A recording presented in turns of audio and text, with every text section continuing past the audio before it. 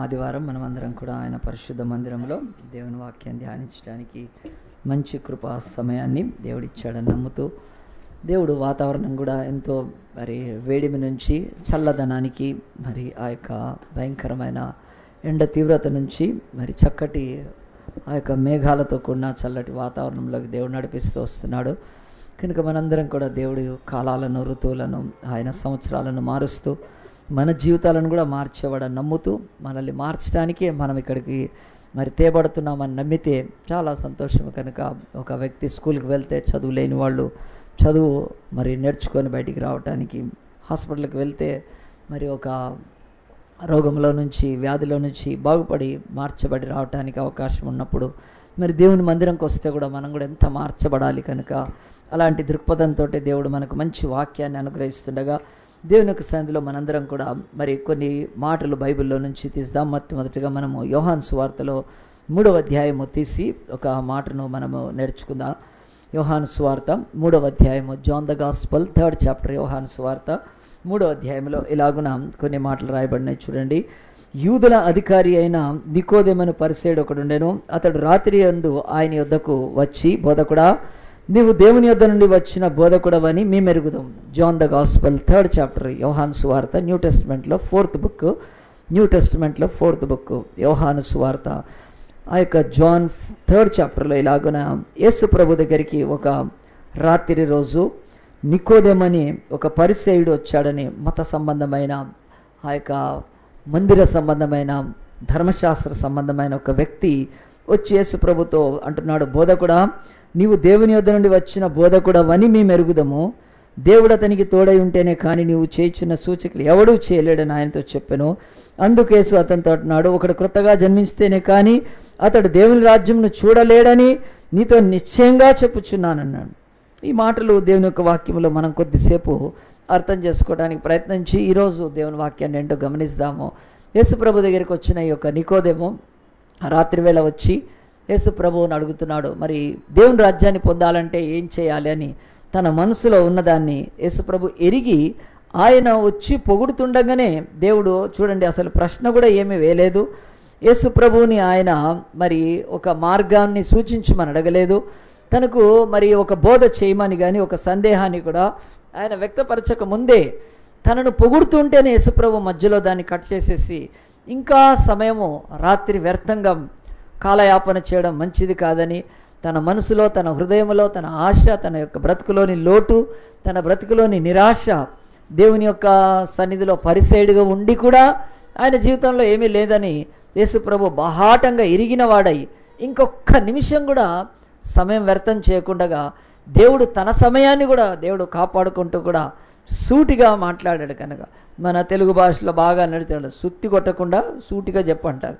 ఆ మాట యేసుప్రభు అనలేదు, కానీ అంతే సమానం. అక్కడ కూడా చాలాసార్లు వచ్చిన తర్వాత మనతో మాట్లాడే వాళ్ళు కూడా ఏదో చెప్పరు కదా, అదేసి ఇదేసి ఇదేసి లాస్ట్ కోపం వచ్చి ఏదని చెప్తావా లేదా అని అంటే వరకు మళ్ళీ మొదటి నుంచి వస్తారు, విసిగిస్తారు. కనుక యేసు ప్రభువును బహుశా బాగా అలాగున విసిగిస్తూ ఆయన సమయం భూమి మీద ఉన్న కాలమే కొద్దిది. కనుక యేసు ప్రభు మాత్రం ఎట్టి పరిస్థితుల్లో ఆయన ఒక్క అవకాశం కూడా లేదు. ఒక పరిసయ్యుడు తన దగ్గరికి వచ్చాడని, ఒక మతాధికారి వచ్చాడని, ఒక వయసులో పెద్దవాడు వచ్చాడని యేసు ప్రభు అతనితో నిదానంగా, నెమ్మదిగా, మెల్లగా అతన్ని ఏమాత్రం కూడా హర్ట్ చేయకుండా అట్లా ఏమీ మాట్లాడలేదు. యేసు ప్రభుకు ఒక్కొక్క క్షణం ఈ భూమి మీద చాలా విలువైంది. కనుక ఆయన మానవ జాతి విమోచన కొరకు వచ్చిన వాడు. కనుక ఆయన సమయాన్ని వ్యర్థం చేయడానికి ఇష్టపడలేదు. కనుక ఇది దేవుడి బిడ్డలుగా మనకు కూడా ఒక మంచి పాఠాన్ని దేవుడు చెప్తున్నాడు. మనుషులు గంటలు గంటలు వ్యర్థం చేస్తూ ఉంటే యేసు ప్రభు క్షణాలను వ్యర్థం చేయలేదు, అంత సూటిగా మాట్లాడుతున్నాడు. చూడండి, యేసు ప్రభు దగ్గరికి రాగానే అతను ఏం అడగలేదు, అడగకముందే అతని హృదయాన్ని, బ్రతుకుని, జీవితాన్ని ఎరిగిన వాడై డైరెక్ట్గా అంటున్నాడు. యేసు ప్రభు అంటున్నాడు, నీవు క్రొత్తగా జన్మిస్తే కానీ దేవుని రాజ్యములు చూడలేవని యోహాను 3:3లో నిశ్చయంగా చెప్తున్నారు. వెరీలీ ఐ సే అంటే మారే అవకాశం లేదు. అందుకు నికోదేముకి ఆయన కూడా వెంటనే అడుగుతున్నాడు, ముసలివాడైన మనుష్యుడు ఎలాగూ జన్మిస్తాడు, రెండవ మారు తల్లి గర్భంలో ఎలా ప్రవేశిస్తాడు అని అడిగినప్పుడు యేసు డైరెక్ట్గా అన్నాడు, ఒకడు నీటి మూలంగా ఆత్మ మూలంగా జన్మిస్తేనే కానీ దేవుని రాజ్యంలో ప్రవేశింపలేడు. నేను చెప్పింది నీకు అర్థం కాలేదు అని చెప్పేశాడు యేసుప్రభు. నేనేం చెప్తున్నాను నీకు అర్థం కాలేదు. నేను చెప్తున్నాను ఒకడు కొత్తగా జన్మించాలంటే ఒకడు కొత్తగా రక్త మాంసాల్లో జన్మించమని నేను చెప్పట్లేదు, నువ్వు అర్థం చేసుకోవట్లేదు. నేను చెప్తుంది యేసుప్రభు అన్నాడు ఆత్మ మూలంగా జన్మించాలి, నీటి మూలంగా జన్మించాలి అని చెప్తున్నప్పుడు అక్కడ ఉన్న 2 కండిషన్స్ దేవుడు అతనికి చెప్పిన తర్వాత అతను కొద్దిగానే అర్థం చేసుకున్నాడు. అర్థం చేసుకోలేనప్పుడు యేసుప్రభు మళ్ళీ అంటున్నాడు, చూడండి 7వ వచనంలో అంటాడు, మీరు కొత్తగా జన్మించాలని నేను నీతో చెప్తే ఆశ్చర్యపడవద్దు. గాలి తనకిష్టమైన చోటుకు వీస్తుంది, కానీ దాని శబ్దం వింటావే కానీ అది ఎక్కడి నుంచి వస్తుందో నీకు తెలియదు. ఆత్మ మూలంగా కూడా జన్మించింది అలాగే ఉంటుంది. నువ్వు ఆత్మ జన్మను శరీరం యొక్క జన్మతో నువ్వు పోల్చవద్దు అని చెప్తున్నాడు. ప్రియ దేవుని బిడ్డలారా ఆలోచించండి. ఆత్మ జన్మ శరీర జన్మను దేవుడు పూర్తిగా వేరుపరిచి ఆయన స్పష్టంగా చెప్తున్నాడు. ఏమని చెప్తున్నాడంటే, మీరు రక్త మాంసాల్లో పుట్టినట్టు మీ తల్లిదండ్రులకు పుట్టినట్లుగా ఇదిగో ఈ యొక్క లోకములో పశువులన్నీ పుడతాయి, ఈ లోకములో జంతువులన్నీ పుడతాయి. అట్లాగున కొన్ని కనకపోయినా కానీ గుడ్లు పెట్టి పిల్లల్ని చేస్తాయి తప్ప నేను మాట్లాడుతుంది అది కాదు. ఈ భూమి మీద నేను చెప్తున్నది ఆ రోజులే కాదు, ఈ రోజు వరకు కూడా దేవుడు చెప్తున్నాడు. మనము కొత్తగా జన్మించటము అని అంటే ఈ లోకములోకి రావటానికి ప్రవేశం ఏంటి అది దేవుడు గమనించమన్నాడు. ఎవడైనా ఈ లోకంలోకి ఎట్లా వస్తున్నాడు, ఈ లోకం భూమి అనే ఒక లోకము, ఈ భూమి మీద ఉన్న మానవ లోకంలోకి ఎట్లా వస్తున్నాడు అనంటే భూమి మీద ఉన్న మనుషులందరూ కూడా జన్మ ద్వారానే వస్తున్నారు. కనుక అప్పుడప్పుడు మనకు కోపం వచ్చి ఒళ్ళు మండి చాలా విసుకొచ్చేస్తే, ఏరా నువ్వు ఎక్కువ ఏం చేస్తున్నావు, నువ్వు ఊడి పడ్డావా అంటారు. అంటే ఊడి ఎవడు పడడని, డైరెక్ట్గా ఎవడు ల్యాండింగ్ ఆడని, అందరూ పుట్టుకతోటే అంటే బాల్య అవసాన దశలో నుంచే కదా అలాగున పెరిగి పెద్దవాళ్ళు అవుతారని, ఊడి పడేవాడు ఎవడూ ఉండడని ఆ మాట అంటారు. కనుక ఇక్కడ యేసుప్రభు కూడా చెప్తున్నాడు, ఈ లోకములోకి మీరు అందరు ఎట్లా వచ్చారు, ఒక జన్మ ద్వారా వచ్చారు కదా, తల్లి ఆ యొక్క తండ్రి ద్వారా మీరు ఒక మానవ జన్మలోకి పుట్టుక ద్వారా వచ్చారు. మరి నా రాజ్యంలోకి రావాలంటే ఈ శరీరము, ఈ రక్తము, ఈ మాంసము, ఈ యొక్క బ్రతుకులో మీరు ఉండి ఆ యొక్క రాజ్యాన్ని స్వతంత్రించుకోలేరు. సో కనుక ఈ రక్త మాంసాలు దేవుని రాజ్యాన్ని స్వతంత్రించుకోలేవు. కనుక నా రాజ్యంలోకి రావాలంటే నా రాజ్యంలో కూడా పుట్టాలి మీరు. మరి ఎట్లా పుడతారు అంటే దేవుడు అదే చెప్పేశాడు. ఎలాగూ చెప్పాడంటే ఆయన స్పష్టంగా చెప్తున్నాడు, శరీర జన్మ జరిగితే అది కంటికి కనిపిస్తుంది. ఏ హాస్పిటల్కైనా పిల్లల్ని మరి కన్నప్పుడు పోయి చూస్తే అక్కడ పిల్లలు కనిపిస్తారు కదా, కంటికి కనిపిస్తుంది. ఏ కుక్క ఏ గాడిద పిల్లల కన్నా కనిపిస్తుంది. సో ఈ యొక్క బైబిల్లోనే 3 రకాలైన ఆ యొక్క జన్మలు ఉన్నాయని మీరు నమ్మండి, నేను చెప్తే అర్థం చేసుకోండి బాగా. శరీర జన్మ దాన్ని చెప్పనక్కర్లేదు, కాళ్ళు చేతులతో మనము రక్త మాంసాలతో పుడుతున్నాం, ఇది ఈ యొక్క శరీర జన్మ. నికోదేము ఖచ్చితంగా పప్పులో కాలేసి అదే జన్మ అనుకుంటున్నాడు. నేను మళ్ళీ తల్లి గర్భంలోకి వెళ్ళిపోవాలేమో, లేకపోతే ఎట్లా పుడతారు పెద్దవాడు అంటున్నప్పుడు దేవుడు అంటున్నాడు శరీర జన్మ అది కాదు. రెండవది బైబిల్ ప్రకారము ఈ లోకంలో మనుషులందరూ మానసికమైన జన్మ, లేకపోతే మనసులో కూడా కోరికలు పుడుతూ ఉంటాయి, చాలా కోరికలు పుడుతూ ఉంటాయి. కనుక ఈ లోకంలో ఏదైనా సరే ఒక ఇల్లు కట్టాలన్నా, లేకపోతే ఒక పెళ్లి చేసుకోవాలన్నా, ఒక వ్యాపారాన్ని ప్రారంభించాలన్నా, ఇంకా ఏదైనా ఒక పని చేయాలన్నప్పుడు అది ఇక్కడ పుడుతుంది. అది కనుక కడుపులోంచి పిల్లలు పుడుతున్నారు, ఆలోచనలు బుర్రలోంచి పుడుతున్నాయి. సో కనుక వీటిని మానసిక పుత్రికలు అంటారు. పుత్రుడు కూడా అనొచ్చు కానీ పుత్రికలనే పెట్టారు ఎందుకో. సో మనసులోంచి పుడుతూ ఉంటాయి. కనుక ఏదైనా చేయాలి, మెట్రో ట్రైన్ ఉంది, ఇది ఒక మానసిక పుత్రిక. అంటే హైదరాబాద్లో ట్రైన్లు తిరగాలి, లోకల్ ట్రైన్స్ తిరగాలి, చాలా ట్రాఫిక్ ఎక్కువ అవుతుందని చెప్పి మానసిక పుత్రిక మరి ఒక సీఎంకో లేకపోతే ఒక పార్టీకో వచ్చినప్పుడు దాన్ని ఆ యొక్క కొన్ని రోజులకి కార్యరూపంలోకి వస్తాయి, అవి దృశ్యంగా వస్తాయి.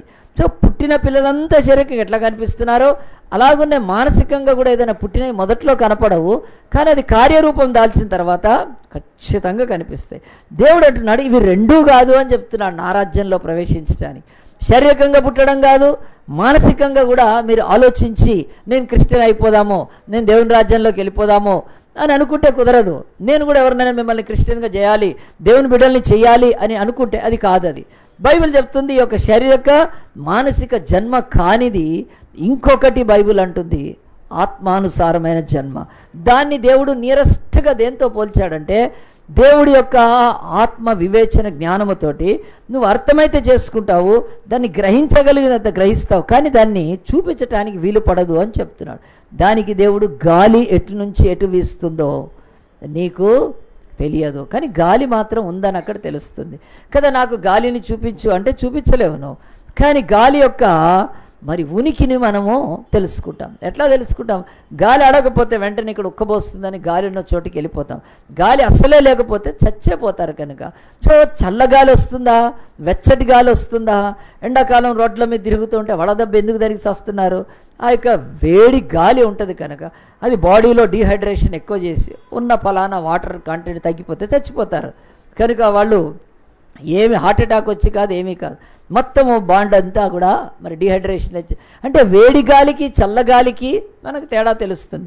కానీ ఆ గాలి ఎలాగో నాకు కనపడదో, ఆత్మీయంగా జన్మించిన వాడు ఎప్పటికీ కనపడదు. ఆ జన్మ మనుషుల కంటికి కనపడదు. నల్ల బట్టలు వేసుకొని, ఎర్ర బట్టలు వేసుకొని, కాషాయ బట్టలు వేసుకొని, విభూదులు పూసుకొని, కుంకుమలు పూసుకొని, తెల్ల బట్టలు వేసుకొని ఏదైనా అది బయటికి కనిపిస్తుంది. కానీ హృదయములో, ఆత్మలో, అంతరంగంలో, మనస్సులో కలిగే మార్పు ఎవరికి కనపడదు. కానీ వాళ్ళు జన్మించిన తర్వాత గాలి ఎలాగున వీస్తుందో తెలుస్తుందో వాళ్ళ బ్రతుకు అలాగుని తెలుస్తుందని స్పష్టంగా ఈ యొక్క నికోదేముతో చెప్పిన ఈ మాటల్ని నేను ఈరోజు మీ ముందు ఇస్తున్నానంటే, ప్రియ దేవుని బిడ్డలారా, బైబిల్లో కొన్ని మాటలు పదే పదే రాయబడ్డాయి.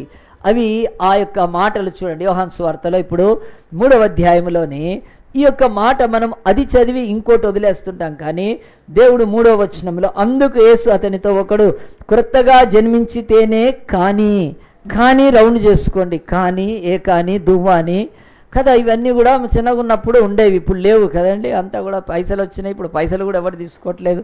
మీరు ఎవరైనా బిచ్చగాడికి పోయి ఒక 50 పైసలు వేయండి, ఇట్లా వాడు పైనుంచి కిందికి చూస్తాడు కదా, వాడు తీసి నీకు 5 రూపాయలు వేస్తాడు కనుక. లేదు, కాలం అట్లేదు కనుక కానీ దువ్వాని అని ఆ యొక్క కాయిన్స్ ఉండేవి కనుక. ఇక్కడ అలాంటి కాణి కాదు ఇది. ఈ కాణి బైబిల్ చెప్తున్నది ఇంగ్లీష్లో, unless you Born again you will not enter into the Kingdom of God అని దేవుడు అన్లెస్ అనే మాటను బైబిల్లో ఉంచాడు. కానీ అనే మాట, దాన్ని ఇది చిన్న 2 అక్షరాల మాట, కానీ బైబిల్లో ఈరోజు దాని మీద గొప్ప ఆ యొక్క ఎంఫసిస్, లేకపోతే దాని మీద ఉన్న ప్రాముఖ్యతను గుర్తించమని బైబిల్ చెప్తుంది. కానీ అంటే నువ్వు జన్మించితేనే కానీ దేవుని రాజ్యంలో ప్రవేశించలేవు. ఈ అన్లెస్ అనే మాట బైబిల్లో 8 టైమ్సే ఉందని, 8 సార్లు మాత్రమే ఉంది. చాలా స్పష్టంగా ఉంది, తేడా లేకుండా ఉంది. కానీ మనము మన రక్షణ విషయంలో ఇక్కడ ఆలోచించి ఏం చేయాలంటే, బైబిలు చెప్తుంది నికోదేము తన దగ్గరికి వస్తే రక్షణ రాదు. అది దేవుడు చెప్పడానికి ఇష్టపడుతున్నాడు. నికోదేము ఆ యొక్క ఆసక్తి కలిగి ఉంటే రక్షణ రాదు. నికోదేము తన మతాన్ని మార్చుకుంటే రక్షణ రాదు. బైబిల్ చెప్తుంది. నికోదేము ఏదైనా ఒక ఉపవాసముతో కూడిన ప్రార్థన చేస్తే రక్షణ రాదు. బైబిల్ చెప్తుంది రక్షణ రావాలంటే నువ్వు క్రొత్తగా జన్మిస్తేనే కానీ రక్షణ రాదు. బైబిల్ దీన్ని చాలా స్పష్టంగా చెప్తూ మనందరి జీవితాలలో దేవుడు అంటున్నాడు, నీ జీవితంలో దేవుడు బిడ్డగా కావటానికి దేవుడు ఆశపడుతుంది ఏంటి అంటే, నువ్వు క్రొత్తగా జన్మించాలి. క్రొత్తగా జన్మించాలంటే ఏమిటి? ఖచ్చితంగా ఒక చర్చిలో ఒక డ్రామా జరుగుతుంది. అది ఆ యొక్క గుడ్ ఫ్రైడే డ్రామా జరుగుతుంది. అప్పట్లో ఇంత టీవీ మీడియాలు ఇవన్నీ లేవు కనుక, ఫిల్మ్స్ లేవు కనుక గుడ్ ఫ్రైడే లేకపోతే యేసు ప్రభు యొక్క సిలువ ఘట్టాన్ని ఆ చర్చిలో చేస్తున్నారు. సో ఆ యొక్క డ్రామాకు అందరూ వచ్చి కూర్చున్నారు. ఆ నాటకానికి సిలువ ఆ యొక్క ఘట్టం స్టార్ట్ అయింది. యేసుప్రభులాగా వేషధారి ఒక ఆయన యేసుప్రభులాగా సిలువను మోస్తున్నాడు. ఆయన వెనుక అందరూ కూడా మరి రోమా సైనికులు ఆయన కొట్టుకుంటూ తీసుకెళ్తున్నారు. ఇటు నుంచి అటు వెళ్తున్నప్పుడు స్టేజ్ మీద కొడుతున్నారు, ఇటు నుంచి కొడుతున్నారు. అయితే కొడుతున్నప్పుడు మరి బ్యాక్గ్రౌండ్ సౌండ్ ఉంటుంది. ఆ తర్వాత చాలా అయితే ఆ యొక్క యేసుప్రభు సిలువధారి ఎవరైతే పాత్రధారి ఆయన అరుస్తున్నాడు, గట్టిగా అరుస్తున్నాడు. చాలామంది అరుస్తున్నాడంటే ఏమనుకున్నారంటే ఆయన యాక్టింగ్ చేస్తున్నాడు, వీళ్ళు కొట్టినట్టు చేస్తే ఆయన అరుస్తున్నాడు. కాదు, అక్కడ కాదు, నిజంగా కొడుతున్నారు ఆయన. నిజంగా కొడతా ఉంటే ఒళ్ళు పులిసిపోతా ఉంది, చాలా కొడుతున్నారు. ఇక అట్లా కొడతా ఉంటుంటే మరి యేసుప్రభు ఆయన ఏం చేయాలంటే తండ్రి వీరేమి చేయించున్నారు వీరు ఎరగను వీరిని క్షమించమను. సో కనుక అలాగున అటు తిరిగాడు. 2 సార్లు అయింది. 3వసారి ఎగిరెగిరి తంతున్నారు. మరి ఆయన సిలువ మీద చాలా బాధలు పడుతున్నాడు. 3వ రౌండ్లో మాత్రం ఆయన ఏం చేశాడంటే ఆ యొక్క యేసుప్రభు పాత్రధారిగా వేస్తున్నా ఆయన ఒక్కసారి ఆ పెట్టిన ఒక డమ్మి సిలువని ఎత్తి కింద పడేసి, రేయ్ మీ సంగతి నేను పునరుత్థానమైనాక చూసుకుంటా అని మళ్ళీ పోయి సిలువ ఎత్తుకున్నాడు. వాళ్ళంతా చర్చోళ్ళు, ఇది బైబిల్లో ఇట్లా లేదు కదా, ఎక్కడ బైబిల్లో ఒక్కచోట కూడా లేదు కదా యేసుప్రభు అట్లా సిలువ పడేసేసి రోమా సైనికుల్ని నేను తర్వాత చూసుకుంటారా అనలేదు కదా, ఇది లేదు కదా ప్రభు. మరి మన పాస్టర్ గారు ఏమైనా ఎక్స్ట్రా డైలాగులు రాశారా? ఏమీ రాయలేదండి.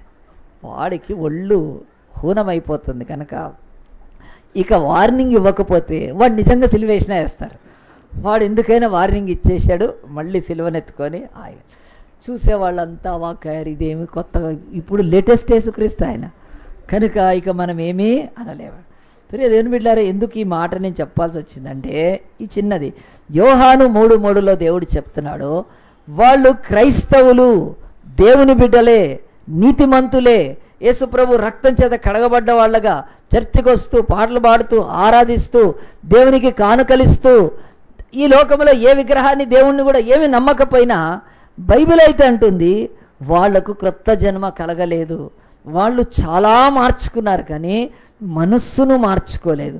కొట్టుతున్న వాళ్ళు క్రిస్టియన్సే, ఆ యొక్క తన్నులు తిన్న ఆ యొక్క యేసుక్రీస్తు అతను అంటే బైబిల్ ఏమంటుందనంటే వాళ్ళ యొక్క జీవితాలలో పాత కక్షలు, ఆ యొక్క పాత పగలు అవి రూపుమాపబడలేదు. అవే పెట్టుకొని అవకాశం కొరకు ఎదురు చూస్తూ దొరికితే తందామని సిలువ పాత్రధారి అని కూడా యేసులాగా ఆ యొక్క డ్రామాలు యాక్ట్ చేస్తున్నా కానీ ఇదే మంచి అవకాశము, ఈ అవకాశాన్ని మనం పోగొట్టుకుంటే మళ్ళీ దొరకదని తన్నుతున్నారంటే బైబిల్ అంటుంది వాళ్ళ జీవితాలలో మతాన్ని మాత్రమే మార్చుకున్నారు. వాళ్ళ యొక్క మనస్సును మార్చుకోలేదు. బైబిల్ కొత్తగా జన్మించటం అంటే మన మనస్సును మార్చుకోవాలి. ఖచ్చితంగా మన మనస్సు యేసుక్రీస్తు యొక్క సిలువ రక్తము చేత అది పూర్తిగా మార్చబడాలి. అది మన యొక్క ప్రాచీన స్వభావము సిలువ వేయబడాలి. మన అంతరంగములో నూతన కార్యం, నవీన స్వభావం రావాలి. మన పాత ఆశలు, కోరికలు, ఇచ్చలు, వాంఛలు, పగలు, కక్షలు, కారుణ్యాలు ఇవన్నీ కూడా సిలువ వేయబడితే తప్ప దేవుడు అంటున్నాడు అది కొత్త జన్మ కాదు. అసలు యేసుప్రభు ఇక్కడ మాట్లాడుతున్నప్పుడు ఒకడు క్రొత్తగా జన్మిస్తేనే కానీ ఇదే శరీరం, ఇదే మనస్సు, ఇదే ఆత్మ, ఇలాగున్న శరీరాన్ని తీసుకెళ్ళి నువ్వు చంపనక్కర్లేదు. కానీ నువ్వు చచ్చి కొత్త బ్రతుకు బతకాలంటే బైబిల్ అంటుంది నువ్వు క్రొత్తగా జన్మించాలంటే బైబిల్ అంటుంది నీ ప్రాత జన్మ చచ్చిపోవాలి, నీ ఓల్డ్ లైఫ్ చచ్చిపోవాలి. ఇది జరగనంత వరకు బైబిల్ ఆ మాట కానీ అనేది పెద్ద ప్రశ్నార్థకంగా నిలబడి ఉంటుంది. నీవు నీ ప్రాత జీవితంలో చచ్చిపోలేదు, నీ ప్రాచీన జీవితాన్ని నువ్వు వదిలిపెట్టలేదు, నీ ప్రాచీన మనస్సును నువ్వు ఆ యొక్క విడిచిపెట్టలేదు కనుక నీకు క్రొత్త జన్మ అనేది కలగలేదు. దేవుడు అన్నాడు, యేసుప్రభువు అన్నాడు, ఒకడు క్రొత్తగా జన్మిస్తేనే కానీ అంటే నికోదేము లాంటి చాలా ప్రజలారా మీరు ఆసక్తి కనపరిస్తే కాదు, మీరు దేవుని యొక్క సన్నిధిలో మందిరంలోకి వస్తే కాదు, బైబిల్ పట్టుకుంటే కాదు, బాప్తిసాలు తీసుకుంటే కాదు, పండగలు మార్చుకుంటే కాదు, మీరు మనస్సును మార్చుకోవాలి. మీరు ప్రాత జీవితము చచ్చినపోయి ఉండాలి అని అప్పుడు క్రొత్త జీవితం క్రొత్తగా జన్మిస్తారంటే ఈ ట్రాన్సిషన్ జరగటానికి మనుషులు ఒప్పుకోవట్లేదు. ఒకసారి ఒక ఆయన బాప్తిసాలు తీసుకోవడానికి చర్చికి వెళ్ళాడు. వెళ్ళిన తర్వాత అక్కడ బాప్తిసాలు జరిగినాయి. బాప్తిసాలు ఒకరి తర్వాత ఒకరు తీసుకున్నారు. చాలాసేపు వాక్యం చెప్పాడు పాస్టర్ గారు. బాప్తిసాల తొట్టిలోకి దిగారు. అది దాదాపు 5 అడుగులు 6 అడుగులు లోతు ఉంటుంది. ఆ లోతులోకి దిగి చక్కగా మెట్ల మీద అందరు పాటలు పాడుతున్నారు. ఒకరి తర్వాత ఒకరు బాప్తిసం తీసుకుంటున్నారు. ఈయన వంతు వచ్చింది, ఈయన కూడా బాప్తిసానికి దిగాడు. దిగిన తర్వాత ఆయనకుతో ప్రార్థన చేసి పాస్టర్ గారు బాప్తిసం ఇచ్చి ఆయన పైకి తీయంగానే అప్పుడు ఒక అద్భుతం జరిగింది. ఏమిటి అని అంటే ఒక సిగరెట్ ప్యాకెట్ నీళ్ళ మీద తేలింది. అందరు చూస్తున్నారు. అది బ్రిస్టల్ సిగరెట్, నాకు కూడా బ్రాండ్ తెలుసు. సిగరెట్ ప్యాకెట్ తేలితే ఇక అందరు చూస్తున్నారు. ఈయనదా లేకపోతే పాస్టర్దా? పాస్టర్ ఎక్కడైనా సైడ్గా ఎప్పుడైనా కదా ఉందా మర్చిపోయి ఈరోజు కూడా బాప్తిసం తొట్టి తాగి తెచ్చేసాడు. ఇది ప్యాకెట్ సిగరెట్ ప్యాకెట్ పాస్టర్దా ఇతందా? అందరు చూస్తూ ఉన్నారు. అందరు చూస్తూ ఉన్నప్పుడు మరి పాస్టర్ని కూడా ఒకలాగా చూస్తున్నారు. అరే ఇదేంటి, నేను ఎప్పుడు తాగలేదు కదా, నేను సిగరెట్ కాదు కదా, ఎప్పుడు అగరబత్తి కూడా తాగలేదు, నేను ముట్టించలేదు, నేను సిగరెట్ ఎట్టు తాగుతానని పాపం ఆయన అన్నాడు. తర్వాత బాప్తిసం తొట్టిలో ఉన్న ఆయన అనేస్తున్నాడు, ఇది పాస్టర్ది కాదు నాది కాదు అంటున్నాడు. ఇంకెవరిది, ఇంకే దయ్యం రాలేగా బాప్తిసానికి, పాస్టర్ది కాదు నాది కాదు అంటున్నాడు.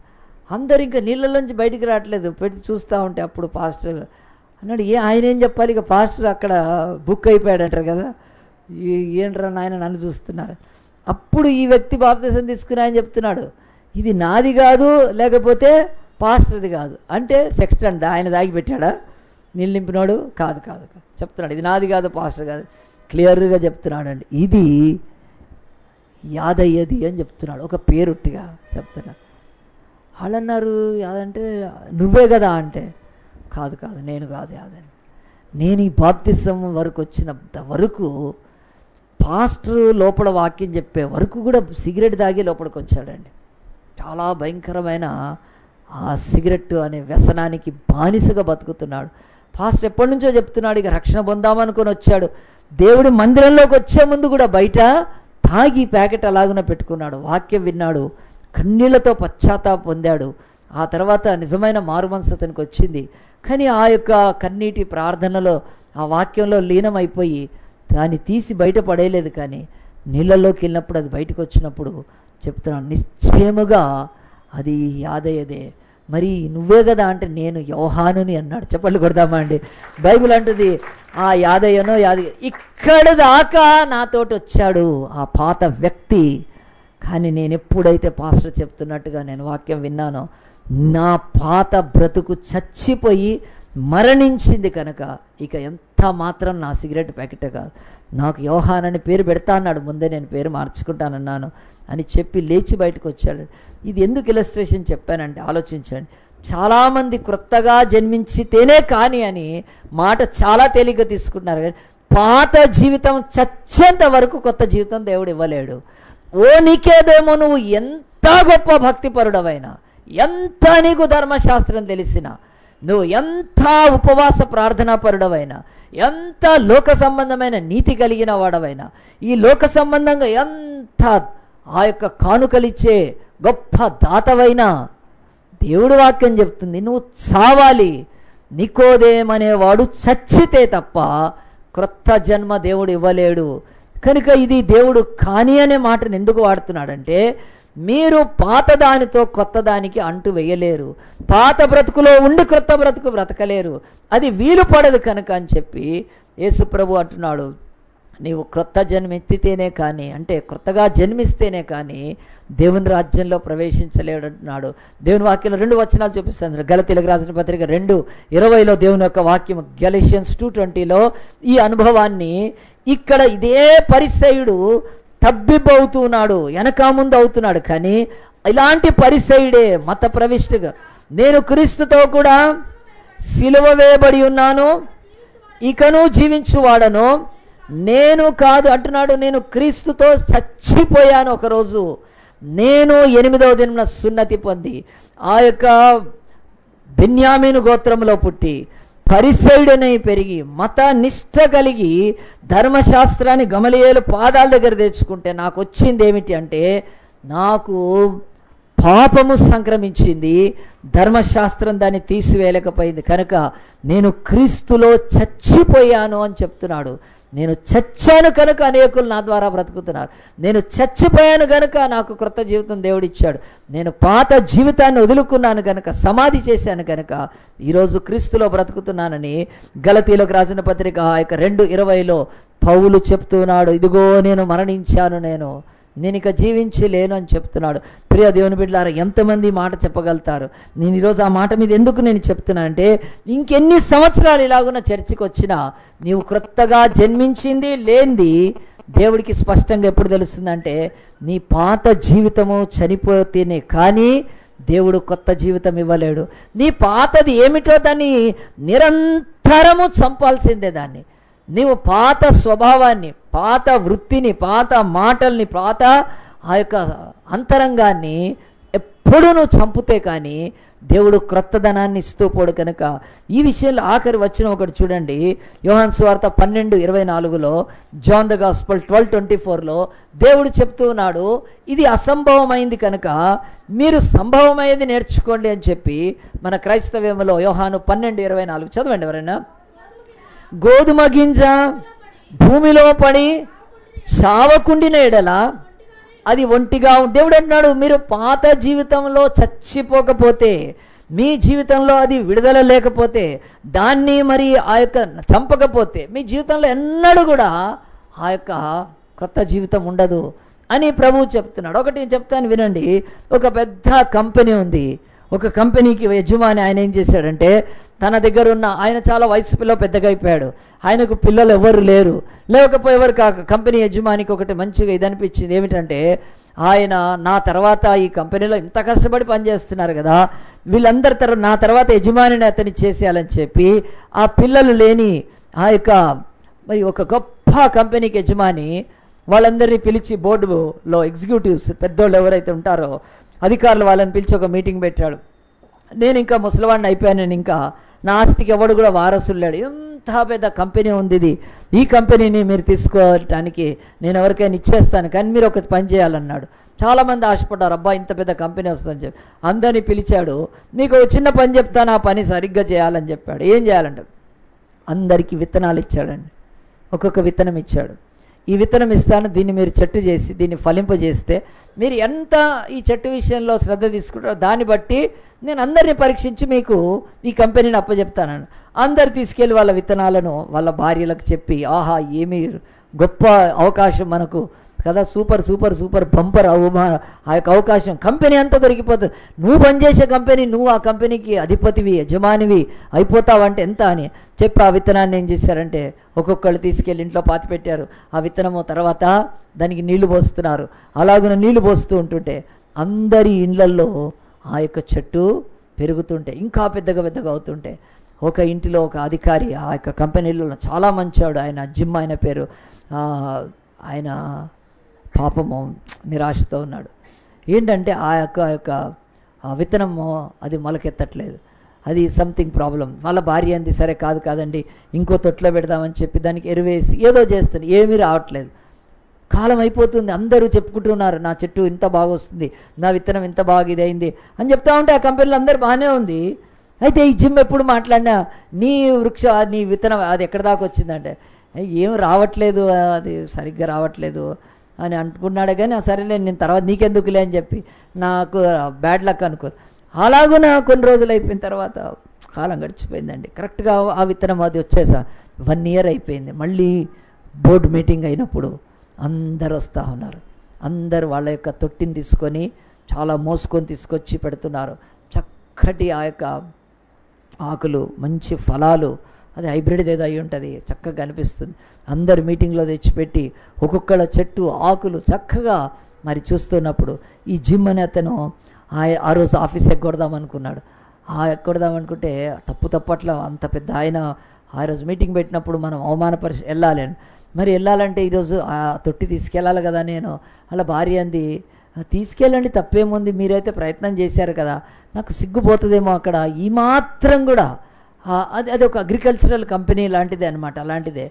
దాని కనుక వాళ్ళకి అన్నీ తెలుసు, ఈ మాత్రం కూడా నువ్వు లేకపోతే నీకు ఆ కంపెనీ నేను అవమానపడతానంటే, లేదు తీసుకెళ్ళు తప్పేముంది కదా, నువ్వు ఏం ప్రయత్నం చేసావు కనుక ఆ యొక్క మరి లేదని చెప్పమన్నప్పుడు అట్నే తీసుకెళ్ళాడు సిగ్గుపడుతూ.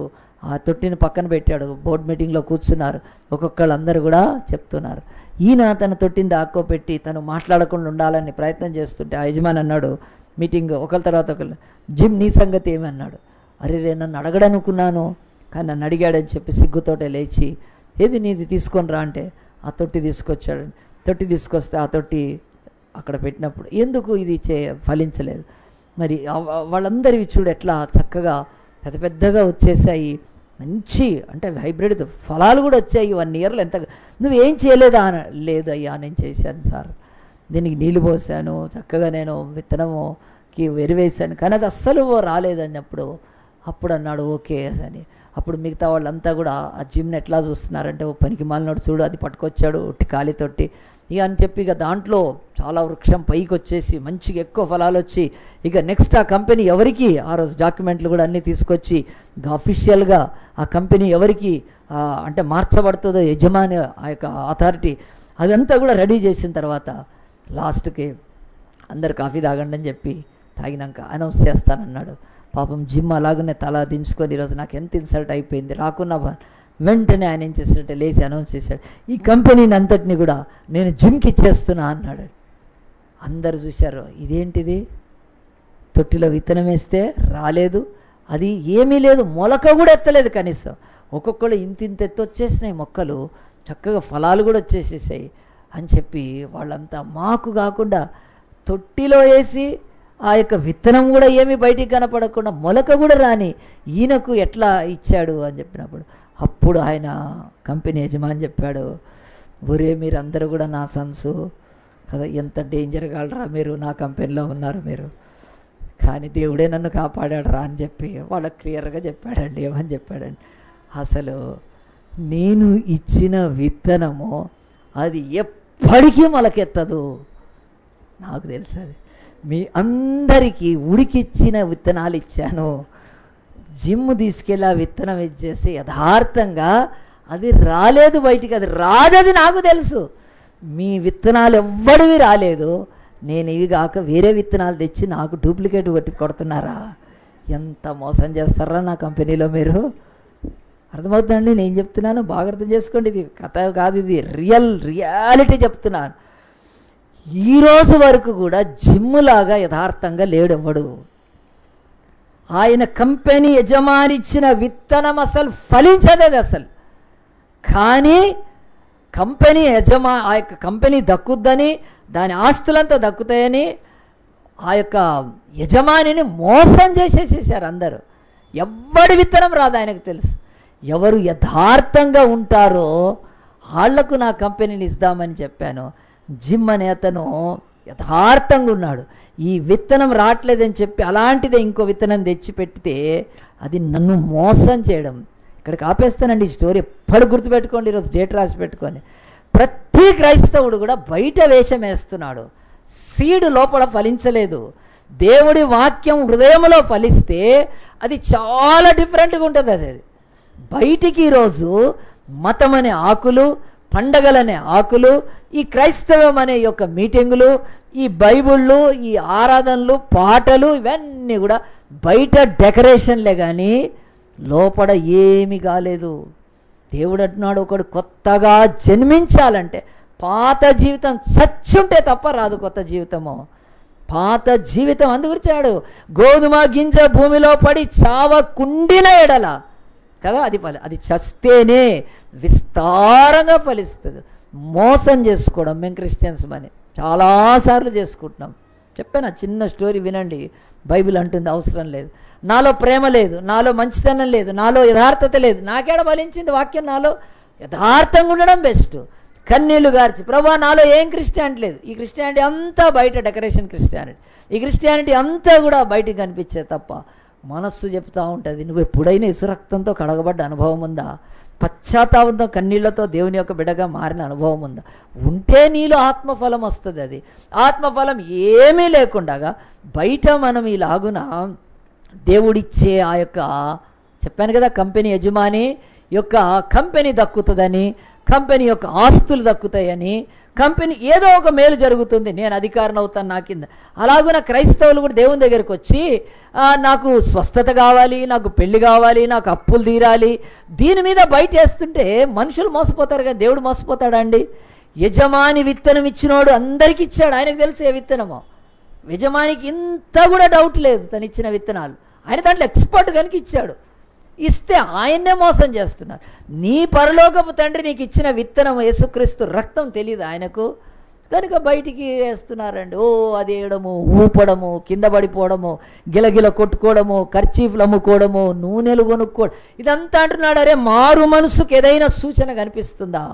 పశ్చాత్తాపానికి సూచన కనిపిస్తుందా? పాత జన్మ అది సమాధి చేయబడిందా? లేదే. కొత్త జన్మ ఏమొచ్చింది? అది డూప్లికేట్, అది ప్లాస్టిక్ క్రిస్టియానిటీ. అది దాంట్లో జీవం లేదు, దాంట్లో యథార్థత లేదు, అది ఎవ్వరికీ పనికిరాదు. ఒక్కొక్కళ్ళు అట్లా చచ్చిన వాళ్ళు నిజంగా ఈ లోకానికి పనికి వస్తున్నారు. ప్లాస్టిక్ చెట్లు పండ్లు ఎవడైనా తినగలుగుతాడా? ప్లాస్టిక్ చెట్టు ఆకులు అవి దేనికైనా పనికొస్తాయా?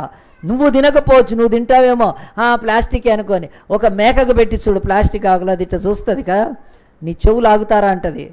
తింటదా ప్లాస్టిక్? తినదండి. అంటే బుద్ధి, జ్ఞానం, విచక్షణ మనకంటే 1000 రెట్లు తక్కువ ఉండే పశువులు ప్లాస్టిక్ చెట్టుతో మోసపోవు. మనం మాత్రం మోసపోవటానికి ఇష్టపడతాం. కొంచెం ఆలయం పెద్దగా ఉంటే, పాటలు బాగుంటే, ఆడ ఏదో ఉంది, ఏముండదు బొంద. వాక్యము లోతుల్లోకి వెళ్ళాలి, పశ్చాత్తాపడాలి. దేవా నేను పాపిని కదా. యేసుప్రభు అందు గురించి అన్నాడు, ఓ నికోదేమును రాత్రి వచ్చావు, నీకేం చెప్తున్నాను నేను, నీ ఆసక్తి నిన్ను రక్షించదు. నువ్వు పరిసేయుడు, నీ పరిసేయుడుగా ఉంటే నీకు కాదు. నీవు దేవాలయంకి వెళ్తే కాదు. నువ్వేం కావాలి? మారు మనస్సు పొందడం అంటే క్రొత్త జన్మ ఎత్తడమే. ప్రియ దేవుని బిడ్డలారా ఆలోచించండి. బైబిల్లో అన్లెస్ అని యేసుప్రభు మాట్లాడాడంటే ఆయన మన బ్రతుకుల్లో స్పష్టంగా చెప్తున్నాడు, నిన్ను నీవు మోసం చేసుకోవద్దు. నీవు నిజంగా ప్రేమ లేకపోతే నాకు ఏం ప్రేమ లేదని చెప్పు. నిజంగా నువ్వు అబద్ధికుడు అయితే నేను అబద్ధికుడు అని చెప్పు. నేను సత్యంగా, నాలో సత్యం ఉందా, నాలో నీతి ఉందా, నాలో పరిశుద్ధత ఉందా అని బైబిల్ చెప్తూ అంటుంది. ఈరోజు యేసుప్రభు అంటున్నాడు, ఒకడు కొత్తగా జన్మించాలంటే పాత జీవితం అది చచ్చిపోవాలి. పాత జీవితంలో ఏమేమి ఉన్నాయండి? ధనాశ ఉంది, దురాశ ఉంది, కుల ఆశ ఉంది. పాత జీవితంలో ఇంకా ఈ లోక సంబంధమైన అనేకమైనవి చంపబడని ఉన్నాయి. దేవుడు అంటాడు, అవి చంపబడనంత వరకు నీ లైఫ్లో కొత్త జీవితం ఎట్లా వస్తుంది? దేవుని యొక్క వాక్యము నికోదేముతో చెప్పినాక రాత్రి వెళ్ళిపోయాడు. ఇది వీలు పడదేమో అనుకున్నాడు.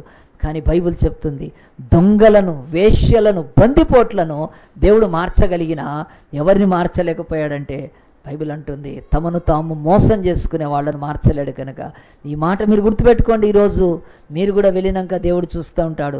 మరి ఎరువేసి నీళ్లు పోసిన తర్వాత అసలు ఎందుకు నా ఆత్మీయ జీవితం అసలు ఫలించట్లేదు, ఎక్కడైనా మార్పు చెందినట్టు లేదు. కనుక దొంగ విత్తనం తెచ్చిపెట్టుకొని ఆ దొంగ విత్తనాలతో వచ్చే ఆ యొక్క ఫలము దేవుడికి అస్సలు ఇష్టం ఉండదండి.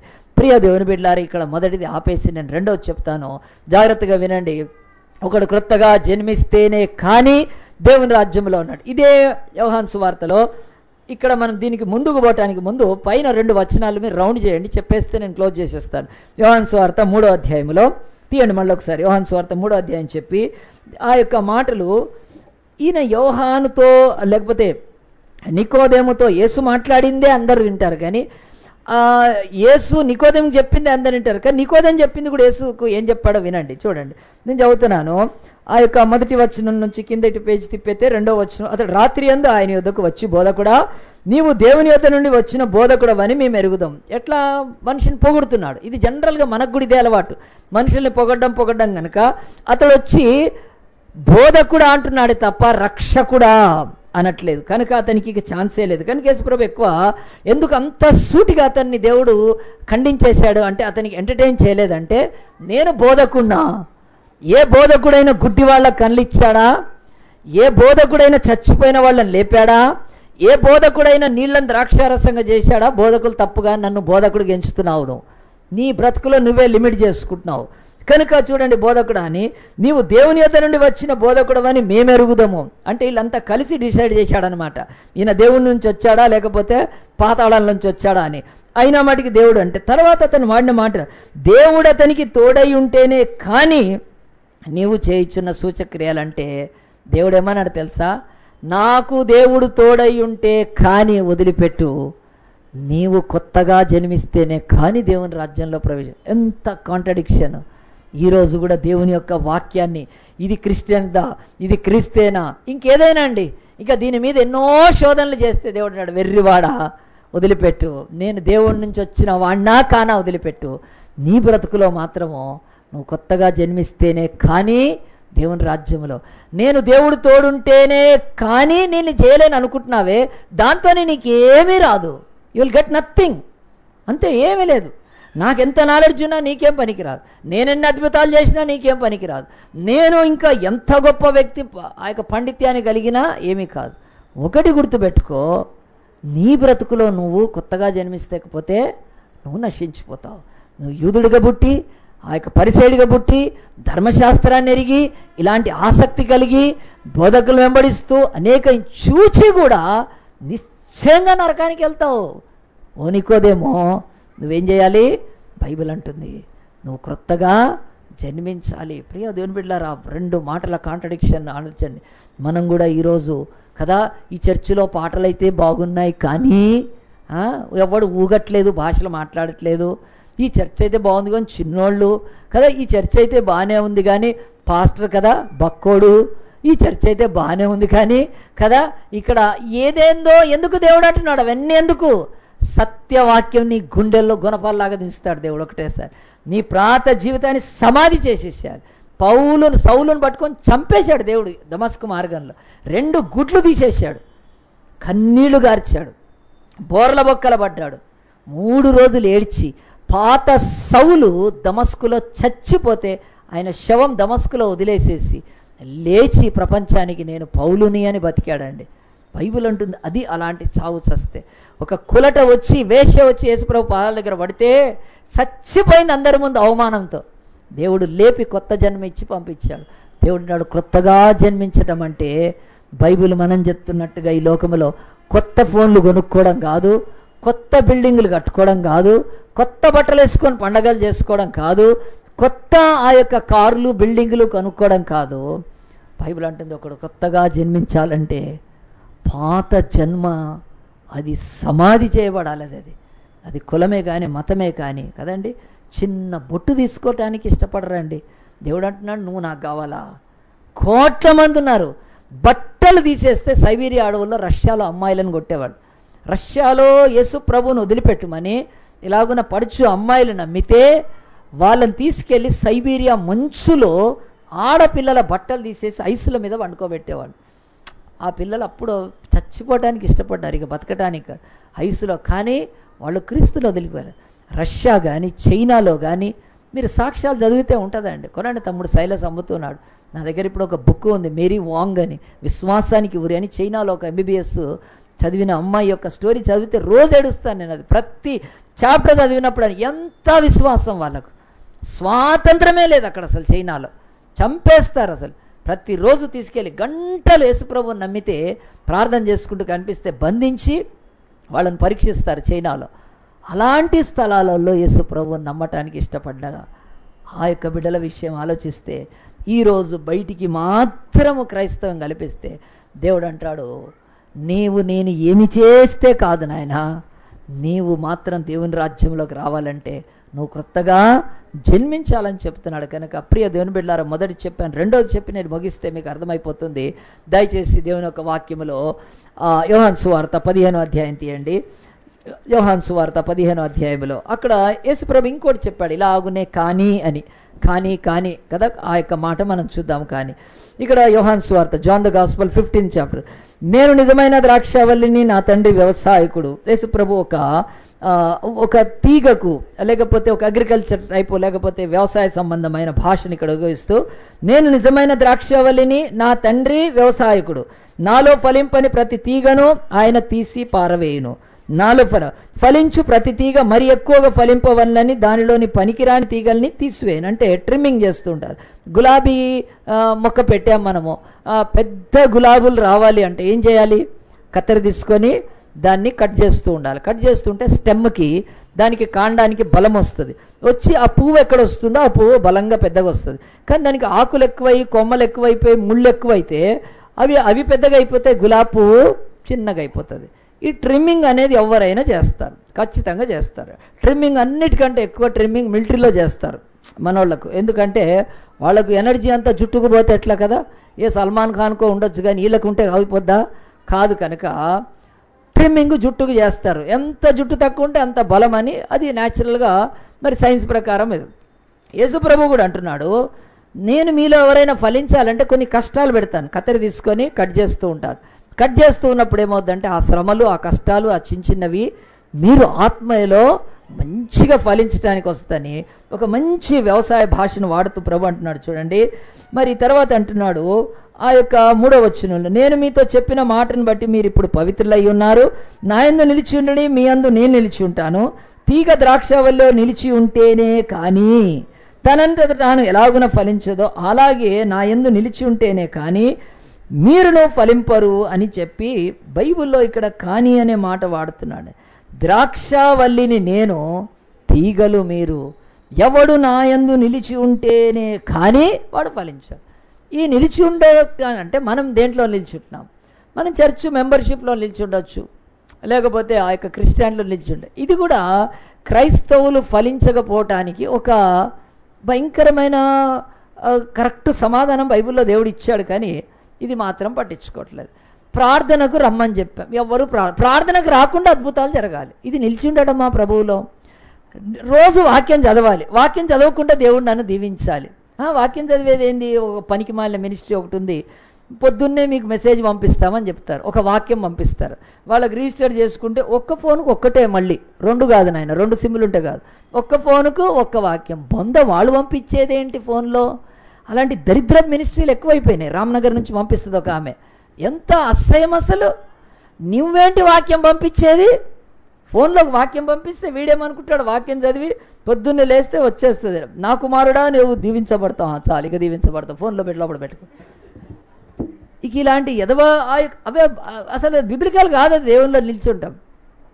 ఫోన్ దేవుడు ఎందుకు ఇచ్చాడంటే ఎవరైనా ఫోన్ చేస్తే లిఫ్ట్ చేయమని, నిద్రపోవద్దని. కొంతమందికి ఫోన్ చేస్తే అయితే నాకు అనిపిస్తే ఇటు శ్మశానంలో ఉన్నాడేమో, ఎందుకంటే శ్మశానం కాల్స్ అవన్నీ. వాడెన్నడూ లేపడు ఫోన్. ఆడు మళ్ళీ ఏమంటాడంటే కదా, ఇక ఏదో చెప్తాడు తర్వాత. ఫోన్ ఇచ్చింది ఫోన్ వాడుకోవటానికి, ఈ మెసేజ్లు సూజీలకు కాదు యాక్చువల్గా. అట్లా మోసం కూడా చేయడానికి లేదు. చాలా మినిస్ట్రీస్ మీకు వాక్యం పంపిస్తామని దేవుడు చెప్తున్నాడు. ఆయనలో నిలిచి ఉండడం అంటే, మనం ప్రాణంలో నిలిచి ఉన్నామంటే, ఎట్లా నిలిచి ఉన్నామంటే, ప్రాణంలో ఉన్నామంటే ఫుడ్ తింటున్నాం కదా, 3 పూట్ల నుంచి 6 పూట్ల వరకు తింటూ ఉంటే మన ప్రాణం నిలిచింది. చాలామందికి ఎంత తిన్నా ప్రాణం నిలిచి ఉండట్లేదు, అది వేరే కేసు అది కదా. మరి నువ్వు ప్రాణంలో నిలిచున్నావంటే నువ్వు ఆహారాన్ని తింటున్నావు. మరి ప్రభువులో నిలిచి ఉండాలంటే ఏం చేయాలి కదా? ఆదివారానికి ఒకసారి వచ్చి కదా దీన్ని దులిపి తీసుకొని వచ్చి చూడాలి కదా, అంతే. ఇంకా అదేనా అండి నిలిచి ఉండడం అంటే? వారానికి ఒక్కరోజు తింటున్నామా మనము అంటే? బైబిల్ అంటుంది, యేసుప్రభు ఎంత వేదంతో చెప్పాడండి ఆ శిష్యులకు, మీరు నా యందు నిలిచి ఉండాలన్నప్పుడు మీరు నా వాక్యాన్ని ప్రతిరోజు మరి చదివి ధ్యానించాలి. వాక్యం ద్వారా మీరు బతకాలి. మరి దేవుడు అంటున్నాడు, నీవు ఏదో నీ మనసులో ఏదో కలతలు ఉన్నాయి, విన్నాయి, వాక్యం చెప్పాను, కానీ వాక్యం నీకు అర్థం కాలేదు, వాక్యం నీకు బోధపడట్లేదు, వాక్యం తెలియట్లేదు, పర్వాలేదు, ఇంకేదో సంగతులు. వెంటనే ప్రార్థనకు మోకాళ్ళ మీదకి రావాలి. నువ్వు ఆయనలో నిలిచి ఉండడం అంటే ప్రార్థన చేయడం అండి కదా. మరి ప్రార్థన చేస్తున్నామా? వాక్యం చదువుతున్నా, ప్రార్థనకు కూడా వచ్చేసినాయి కదా, www.com లాగానే కదా, ఆ కాల్స్, మనీ కాల్స్, ఈ కాల్స్ అని ఎక్కడో చెన్నై దగ్గర నుంచి పెట్టుకొని కూర్చొని, మీరు మాకు ఫోన్ చేయండి, మేము మీకు ప్రార్థన చేసి ఏదున్నా చేయండి, మీరు మాత్రం ప్రార్థన చేయొద్దు. Send money, get prayers. ప్రేయర్లో నమ్ముకుంటున్నారండి టవర్స్ పెట్టుకొని. బైబిల్లో ఎక్కడ లేదండి అట్లా. బైబిల్లో మనం అన్నిల కొరకు అందరం చేయాలి ప్రేయర్, వాళ్ళకి ప్రేయర్ రాదు. కానీ మన ప్రేయర్ ఇంకోటి చేసేది ఏంటి? మన ఫుడ్ వేరేవాడు తింటే, మన పౌడర్ వేరేవాడు పెట్టుకుంటే ఎట్లా అండి? మన పౌడర్ మనం పెట్టుకోవాలి. ఆలోచించండి. మీరు ప్రార్థన చేయడి అని ఉంది, కానీ మీరు ప్రార్థన గోపురంకు వెళ్ళమని లేదు. బైబిల్ చాలా స్పష్టంగా ఉంది. ఎందుకు ఆ ప్రార్థన? సరే మొదట్లో కూడా చేస్తే చెప్పి, కానీ బ్రతుకులో ఆయనలో నిలిచి ఉండటానికి నీ లైఫ్లో ప్రేయర్ ఉంటుందా? పొద్దున, మధ్యాహ్నం, రాత్రి ఎప్పుడైనా ప్రార్థన చేస్తా. నీకే నువ్వు ప్రార్థన చేయకపోతే నశించిపోయిన లోకం కొరకు ఏం చేస్తావు?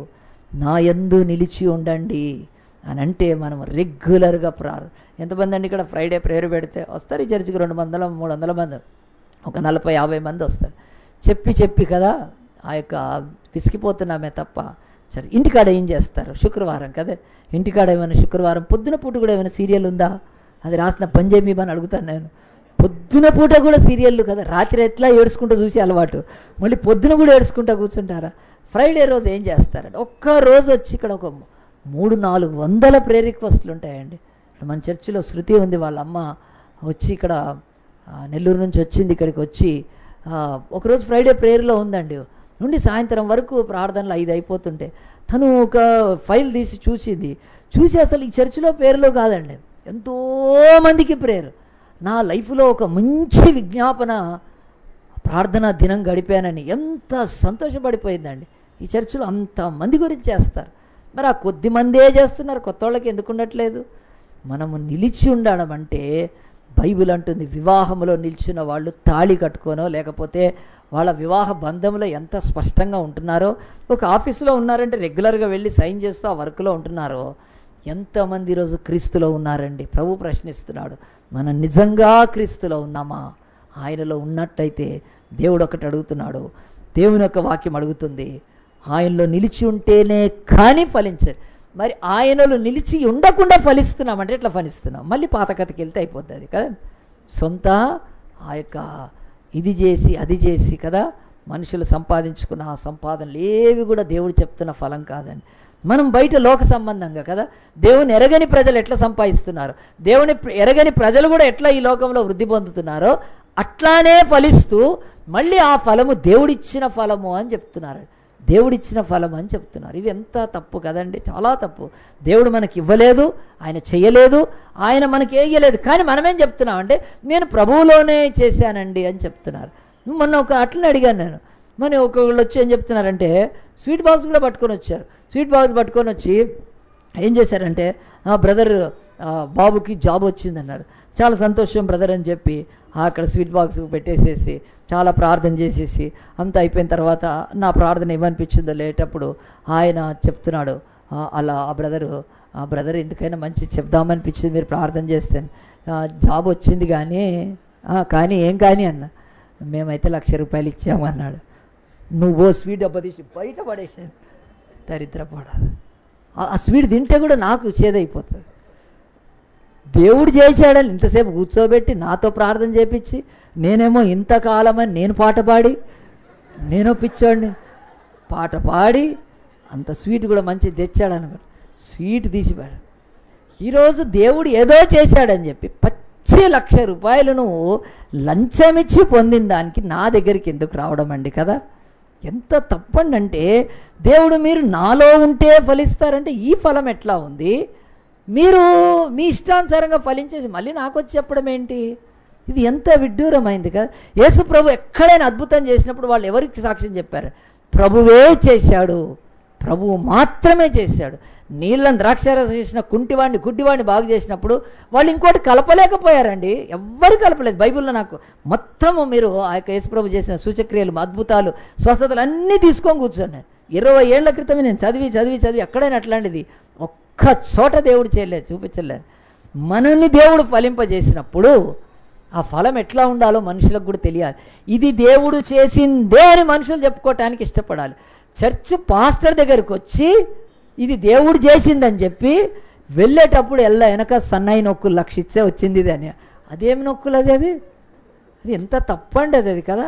అది దేవుడు చేయలేదండి, అది లంచం ఇచ్చిందే. అది దానికి నాకు స్వీట్ ఎందుకు? నాకు ఇంత యాపదో లేకపోతే చేతి తీసుకొస్తే తింటాను దేవా, ఇట్లాంటి విశ్వాసాలు ఉన్నారని. అవసరం ఆ స్వీట్?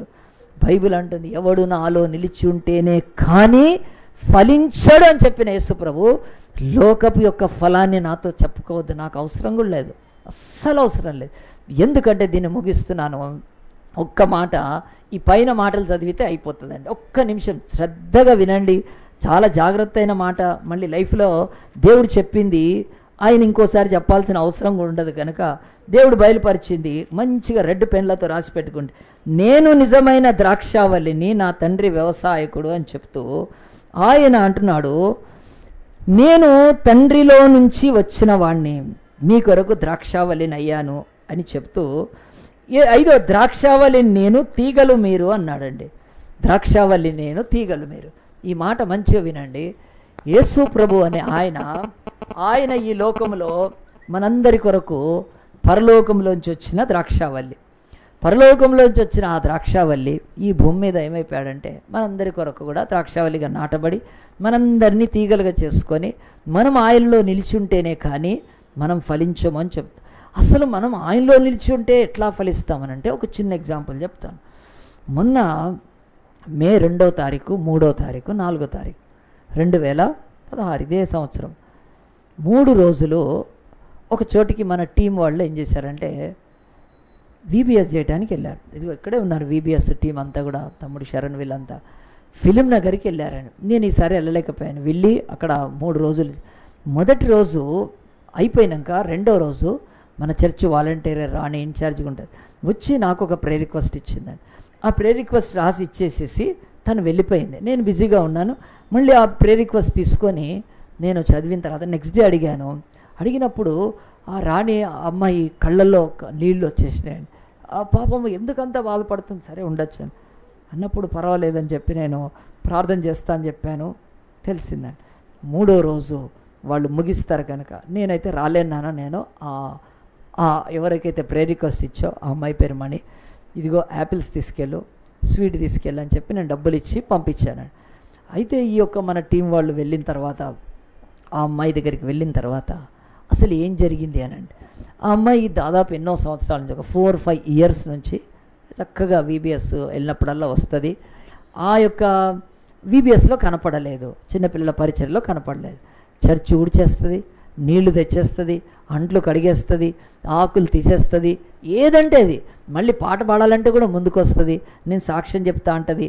చాలాసార్లు ఆ పిల్లను వదిలేస్తుంటాం, కానీ మళ్ళీ నాకు తెలుసు అయ్యో ఇట్లాంటి ఆ పిల్లకు కూడా ఒక గిఫ్ట్ ఏదో ఇస్తాం మేము కనుక. అలాంటి పిల్ల ఈసారి కనపడలేదండి. కనపడకపోయినా రావచ్చు కదా ఇక్కడికి అంటే రావటానికి వీలు లేదు, అట్లా పరిస్థితి. ఏమిటి అనంటే ఆ పిల్ల జీవితంలో వీళ్ళు వెళ్ళి చూసిన తర్వాత ఫొటోస్ కూడా తీసిందండి రాణి. ఆ యొక్క ఫోన్లో ఫొటోస్ ఉన్నాయి. ఏమిటనంటే ఆ పిల్ల బ్రతకాలి అనంటే ఒక పని జరిగింది. కరెక్ట్గా ఏం జరిగిందంటే ఆ యొక్క కాలు ఇక్కడ దాకా తొడదాకా కట్ చేసేసారు, నరికేసేసారు. అది చూసి నేను చెప్తున్నాను, ఈ వాక్యం మీకు అర్థం చేసుకోండి. చూస్తే మాత్రం వీళ్ళు ఏడ్చారు. పాపం రాణి కూడా చూసింది, నేను కళ్ళతో చూసాం, ప్రతి ఇయర్ చూస్తాం కనుక చీపురు పట్టుకొని అన్నీ ఊడ్చేస్తుంది, ఎంగిల్ ప్లేట్లు కడిగేస్తుంది, చాలా పేద పిల్ల. ఆ పిల్ల కాలు కట్ చేసేసారండి. డాక్టర్స్ ఒకటే చెప్పారు, ఈ అమ్మాయి కాలు తీయకపోతే ఆమె బతకదు. క్యాన్సర్ వచ్చిందండి కాలుకి మొత్తము. నాకు కూడా తెలుసు, అమ్మాయి చాలా బాగా పరిచయం, మంచిగా పోంగని అంకుల్ అని వస్తుంది, చిన్న వయసులో ఉంది. అది చూశారు, ఏంటి లైఫ్ అంతే మరి. ఇప్పుడు ఆ అమ్మాయి కాలు ఇక్కడ దాకా, ఒక ఆడపిల్ల ఇంకా పెళ్ళి కాలేదు, కాలు తొడ వరకు తీసేస్తే ఇక బ్రతుకు ఏముంటుందండి ఆ అమ్మాయిది. అసలే పేదవాళ్ళు. సరే దేవుని బిడ్డలు ఆదుకుంటారులే కానీ చెప్తున్నాను, నేనైతే వెళ్ళలేకపోయాను. కొన్ని ఫ్రూట్స్ మాత్రం పంపించాను, నా దగ్గర ప్రేయర్ రిక్వెస్ట్ పెట్టుకున్నాను, చేస్తూ ఉన్నాను. దేవుని చిత్తమైతే అటు వెళ్తే విజిట్ కూడా చేయాలి తప్పకుండా. అడుగుతున్నాను నేను, బైబిల్ అంటుంది నేను ద్రాక్షావల్లిని తీగలు మీరు అనే దాంట్లో చెప్తున్నాను నేను. ఇది యేసు ప్రభువు చెప్తున్నాడు, మీరు నాలో నిలిచి ఉంటే తప్ప మీరు ఫలించరు. కనుక మీరు నాలో నిలిచి ఉండాలంటే నేనెందుకు వచ్చాను ఈ లోకానికి? యేసు ప్రభు చెప్తున్నాడు, మిమ్మల్ని తండ్రితో జత చేయటానికి వచ్చాను నేను. కనుక తండ్రితో మిమ్మల్ని జత చేయటానికి, తండ్రితో మిమ్మల్ని అనుసంధానం చేయటానికి, తండ్రితో మీకు బంధం ఏర్పాటు చేయటానికి నేను తండ్రి నుంచి నరకబడ్డాను. ఇది సరిగ్గా అర్థం చేసుకోండి. యేసు ప్రభు సిలువలో జరిగింది. ఈ ద్రాక్షావల్లిలు ఎందుకు చెప్తున్నాను, మీ కొరకు నేను నరకబడతాను, సో దట్ మీరు బ్రతుకుతారు, తండ్రితో జత చేయబడతారు. ఆ మణి అనే పిల్ల యొక్క కాలు నరికితే తప్ప ఆ అమ్మాయి బతకదు అని చెప్పేస్తే కాలు తీసేశారు అంతే. ఇంకా ఇక్కడ వరకు తొడ వరకు తీసేశారు, తై వరకు తీసేస్తారు. అమ్మాయి బ్రతుకుంటే యేసు ప్రభు కూడా ఈ లోకానికి వచ్చి ఆయన ఏం చేశాడంటే, మీరందరూ బ్రతకాలంటే నాకు ఒక ఛాయ్, మీరు నాలో ఉండాలి మీరు, కానీ నాలోకి మిమ్మల్ని చేర్చుకోవడానికి నేనేం చేశాను తెలుసా, నా చేతులు నరకబడితే తప్ప మీరు చప్పట్లు కొట్టి ఆరాధించలేరు. యేసు ప్రభు చెప్పేస్తున్నాడు, నా చేతుల్లో మేకులు కొట్టి రక్తం వస్తే తప్ప మీరు మీ చేతులతో ఆ యొక్క పాటలు పాడలేరు, బైబిల్ పట్టుకోలేరు. యేసు ప్రభు అలాగూ చేశాడు. నా కాళ్ళు నరకబడితే తప్ప మేకులతో మీరు ఒక్క అడుగు వేసి నా తండ్రి ఇంట్లోకి రాలేరు. అయినో నాకు తెలుస్తుంది అది, కనుక నా కాళ్ళు నరకబడ్డాయి అని చెప్తున్నాడు యేసు ప్రభు. మీరు ఒక్క మంచి ఆలోచించాలన్నా నా తలలో ఒక్క చోట ముళ్ళ కిరీటం గుచ్చకుండా ఉంటే అది వీలు పడదు. సేమ్ డాక్టర్ చెప్పినట్టే చెప్తున్నాడు యేసు ప్రభు కూడా. ఆ ముళ్ళ కిరీటము రక్తం కారుతుందని ఎవడున్నాడు, ఆయన మేనంతా కూడా ఆ యొక్క యేసు ప్రభు శరీరం అంతా చీల్చబడి పగలగొడబడితే తప్ప మీలో మీరు జీవం కలవారు. నేను చాలా క్లుప్తం చేసి చెప్పేస్తున్నాను, మెసేజ్ టైం అయిపోయింది. కానీ నేను ద్రాక్షావల్లిని, తీగలు మీరు. అడవి ఒలివ మొక్కలైన అడవి తీగలైన మిమ్మల్ని నాలో అంటు కట్టుకోవటానికి నేను తండ్రి నుంచి నరకబడ్డాను కనుక మీరు చేర్చుకోబడ్డారు. మీరు అసలు అన్యులు, మీరు యూదులు కాదు, అసలు యాకోబుకు పుట్టిన వాళ్ళే కాదు, సకల ప్రపంచ దేశాలు. కానీ నేను నరకబడ్డాను, మీరు జత చేయబడాలి. అది భావం అండి. నేను చాలా కంక్లూజ్ చేసేస్తున్నాను షార్ట్గా, గుర్తుపెట్టుకోండి. ఈరోజు నీ జీవితంలో నీవు ఆయనలో ఉండటానికి ఆయన తండ్రిలో నుంచి వేరయ్యాడు. నా దేవా నా దేవా నా చెయ్యి ఎలా విడిచితివి అని కదా. ఈరోజు ఎవరైనా కాలు నరికేస్తుంటే ఏడిస్తే, అయ్యో అయ్యో నా కాలు నరికేస్తున్నారే, ఇక కాలు ఎప్పటికీ ఉండదు ఈ బతుకులో, ఖర్చు పెట్టుకొని నడవాల్సిందే అమ్మాయి. అదే కదా ఎవరైనా సరే అంతే. దేవుడు అంటున్నాడు, మరి నేను కూడా ఆ తండ్రి నుంచి నరకబడితేనే కదా మీరందరూ ఆయనలో చేర్చుకోబడ్డారు. నేను ద్రాక్షావళిని, నేను ఇంకా మీరు నటించద్దు, నాలో ఉంటే ఉండండి మంచిగా. దొంగ ఫలాలు లేకపోతే ఆ యొక్క కల్పితమైనవి మోసపూరితమైన ఫలాలు మీలో ఏమీ కూడా నాకు అక్కర్లేదు. ఈ చెంప కొడితే ఈ చెంప చూపించే ఆ యొక్క క్షమాపణే నా బిడ్డల్లో ఉంటుంది కదా. ప్రేమ, దయ, నీతి అవన్నీ సరిగ్గా ఫలిస్తాయి క్రీస్తులో ఉన్న ఒక్కొక్క బిడ్డ బ్రతుకులో. దేవుడు అంటున్నాడు, ఆయన చెప్తున్నట్టుగా మరి ఆయన మరణిస్తేనే కానీ మనము జీవింపలేము. దేవుని యొక్క వాక్యంలో కింద నేను యొక్క యోహాను సువార్త 15వ అధ్యాయం 2 మాటలు నేను చదువుతాను. దేవుని యొక్క వాక్యం అందరికీ ఇష్టమైనది, అందరికీ కూడా ఇష్టం కనుక దేవుడు అంటున్నాడు చూడండి. ఆ మాట ఎక్కడుందో నేను చెప్తాను. 8వ వచనం బైబిల్ అంటుంది, లేకపోతే 7వ, నా యందు మీరును మీ యందు నా మాటలు ఇచ్చిన మీకు ఏది ఇష్టం అడుగుడది మీకు అనుగ్రహింపడు, మీరు బహుగా ఫలించుట వలన నా తండ్రి మహిమపరచబడతాడు. మీరు ఎంత ఫలించాలంటే నేనంతా నరకబడాల్సిన అవసరత ఉందని చెప్పి యేసుప్రభు అలాగున తన జీవితంలో ఆయనలో నిలిచి ఉన్న మన కొరకు ఆయన ప్రభువులో నుంచి తండ్రిలోంచి దూరం అయ్యాడని చెప్తున్నాడు. కనుక అందరం తలలు ఉంచుదాం. ఇంకా మనం సమయం ఇది కాకుండా ఈ 2 మాటలని ఈరోజు బైబిల్లో నుంచి, అన్లెస్ దేవుని యొక్క వాక్యం చెప్తుంది, అన్లెస్ యేసు పరలోకాన్ని వదిలితేనే తప్ప మానవులకు రక్షణ లేకుండా పోయింది. యేసు మానవుడైతే తప్ప మానవ జాతికి దైవాలయ్యే అవకాశం లేకుండా పోయింది. యేసు ఆయన ఆకలి దప్పులు కొంటే తప్ప మనకు ఆహారమో ఆకలి తీరలేదు. యేసు ప్రభు ఆయన సిలువను మోస్తే తప్ప మనకు శాపము పోలేదు. యేసు ప్రభు గాయాలు ఉందితే తప్ప మనకు స్వస్థత రాలేదు. యేసు ప్రభు ఆయన మరి మరణిస్తే తప్ప మనకు జీవం రాలేదు. కానీ ఇవన్నీ ఎక్స్చేంజ్ జరుగుతున్నప్పుడు ఆ దేవుడు నన్ను అడుగుతున్నాడు. మనము ఈ మాటలను ఈరోజు తేలిగ్గా తీసుకోవడం కాదు. యేసు ప్రభు 2 చోట్ల యోహాను సువార్తలు అంటున్నాడు, ఒకడు క్రొత్తగా జన్మించితేనే కానీ దేవుని రాజ్యంలో ప్రవేశించలేడు. నువ్వు కొత్తగా జన్మించిన అనుభవం ఉందా నీకు? ఇకనైనా లేకపోతే ఆ జన్మను పొందు. ఇక నేను బాప్తిసాలు మళ్ళీ ఇచ్చేది అవసరం లేదు, కానీ ఎవరైనా బాప్తిసాలు తీసుకోకపోతే తప్పకిస్తాను. కానీ ఒకడు కొత్తగా జన్మిస్తేనే కానీ. ఆలోచించండి, కొంతమంది కదా చెప్పులు లేకపోతే బయటికి వెళ్ళరు కదా. కొంతమంది ఆ యొక్క ఇడ్లీలో సాంబార్ ఉంటేనే కానీ ఇడ్లీ తినరు. చిన్న చిన్న వాటి దగ్గర కూడా ఎంత పర్టికులర్గా ఉంటారండి. మరి అలాంటిది నీ యొక్క జీవము, నీ జీవితము, నీకు దేవుడిస్తున్న రక్షణ భాగ్యంలో మాత్రము ఇంకా ఏదో ఒక పొరపాటు, ఒక నిన్ను నువ్వు మోసం చేసుకునే క్రైస్తవ్యము, ఈ లోకములో కనిపించే ఆ యొక్క వేషధారణ అయిన క్రైస్తవం, అది వేస్ట్ అని ఈరోజు దేవుడు చెప్తున్నాడు. ఈ యొక్క మే మాసంలోనే దేవుడు అంటున్నాడు, బిడ్డ నీ జీవితంలో నువ్వు కొత్తగా జన్మించిన అనుభవం నీకుందా? కొత్తగా పుట్టిన పిల్లలలో ఎంత ఆ యొక్క మరి పవిత్రత కనిపిస్తుంది, ఎంత నిష్కాముకత్వం, నిష్కళంకత, ఆ యొక్క పవిత్రత చిన్నపిల్లల్లో కనిపిస్తుంది. ఎవరైనా చిన్నపిల్లల్ని పసిపిల్లల్లో చూసినప్పుడు వాళ్ళలో కోపము, క్రౌర్యము, ద్వేషము, పగ, కక్ష, ఈర్ష్య అవి ఎప్పుడైనా చిన్నపిల్లలను తీసుకొని ఎవరైనా వారి కళ్ళల్లో చూసి చెప్పగలుగుతారా? ఇంతవరకు ఉండదండి. ఏ పసిపిల్లల్ని ఎత్తుకున్నా వాళ్ళ ఫేస్ చూడంగానే మన ఫేస్లో ఏదో ఒక ఆనందం వస్తుంది. బోసి బోసి నవ్వులతో, ఆ యొక్క చెప్పాలంటే అమాయకపుత్వ నవ్వుతో, అంటే ఆ పిల్లల్లో ఏమీ పాడు కాలేదండి.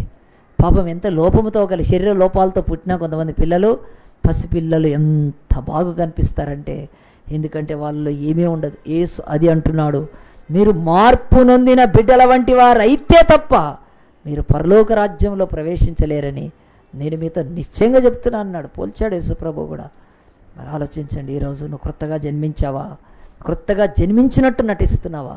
అందుగురించి నికోదేమును రాత్రి ఎల్లగొట్టేశాడండి యేసుప్రభు. లిటరల్గా అక్కడ అట్లనే ఉంది.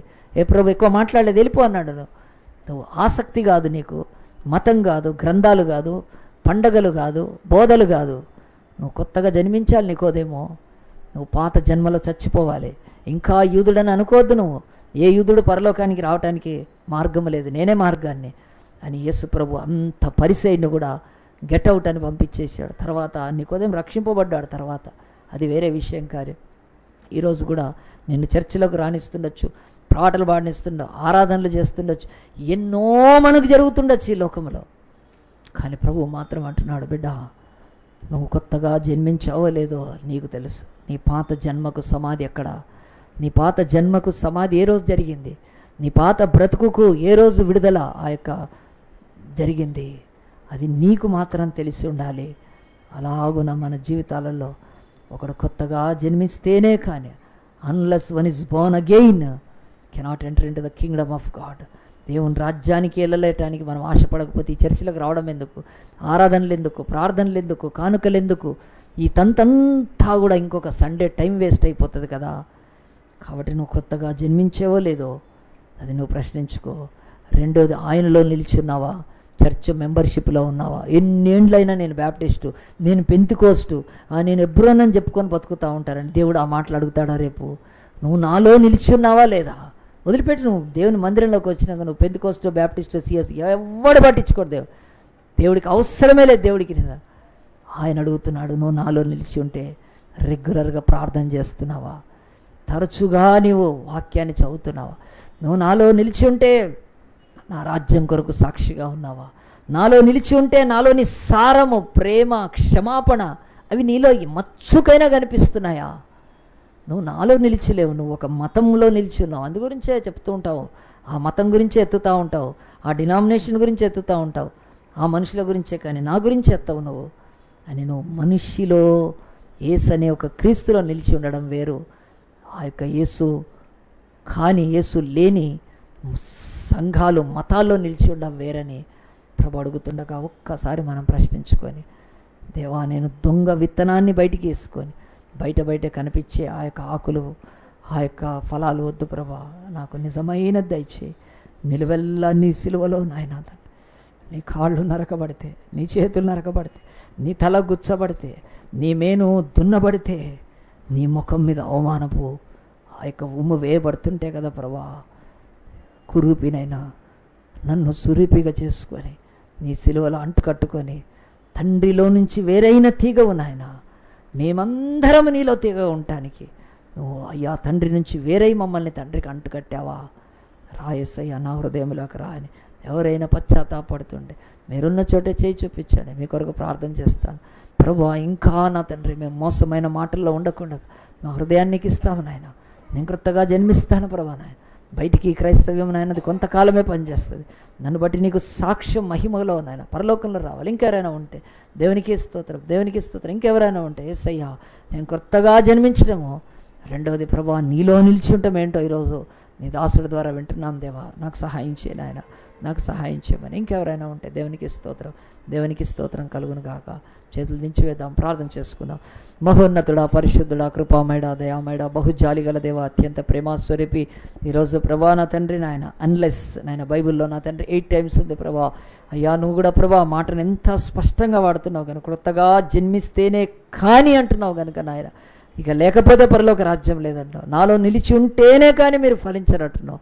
నీకు బయట ఉండి మేము వేరుగా ఉండి ఏమి చేయలేమని ప్రభా, నీ వాక్యంలో 2 మాటలు నేర్చుకొని ప్రభా, నిజముగా నాయన సిలువలో మా కొరకు నాయన నరకబడ్డావు నాయన, వేరు చేయబడ్డావు ప్రభా.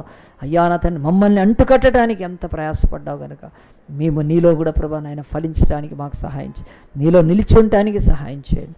మా యొక్క భక్తి, మా యొక్క ప్రభా శక్తి అవి లోకానుసారమైన కాక నాయన దైవానుసారమైనటకు మాకు సహాయం చేయమని మితబాడి వాక్యం ప్రతి హృదయంలో మీరు ప్రభా కార్యం జరిగించండి. ఎవరైతే చేతులు ఎత్తారో ఆ బిడ్డలందరికీ నాయన తండ్రి ఈరోజు వాక్యం విన్నారు కనుక నాయన నీ ఆత్మ కార్యాన్ని వారిలో బహుబలంగా నాయన తండ్రి నాయన జరిగించి నిజంగా నాయన పరలోకంలో సంతోషపడే నాయన బిడ్డలుగాను, భూమి మీద నీకు మహిమయుక్తమైన తండ్రి నాయన సాధనాలుగాను ప్రభా నాయన నీ వెలుగు బిడ్డల వల్ల జీవించుటకు నీ సంపూర్ణమైన కృపను దయచేయమని నీకే మహిమాగంతా కలుగునుగా కానీ ప్రార్థన చేస్తూ, అయ్యా ఇక తండ్రి సమయంలో దీనదాసుడు నన్ను కూడా నిలబెట్టినందుకు వందనాలు చెల్లిస్తూ ఈ కొద్ది మనవులను ప్రార్థనలను మా ప్రభు రక్షకుడైన యేసుక్రీస్తు పరిశుద్ధ నామాన్ని బట్టి అడిగి వేడుకొని ప్రార్థిస్తున్నాము తండ్రి, ఆమేన్. నాము తండ్రి, ఆమేన్. నాము తండ్రి, ఆమేన్. నాము తండ్రి, ఆమేన్. నాము తండ్రి, ఆమేన్. నాము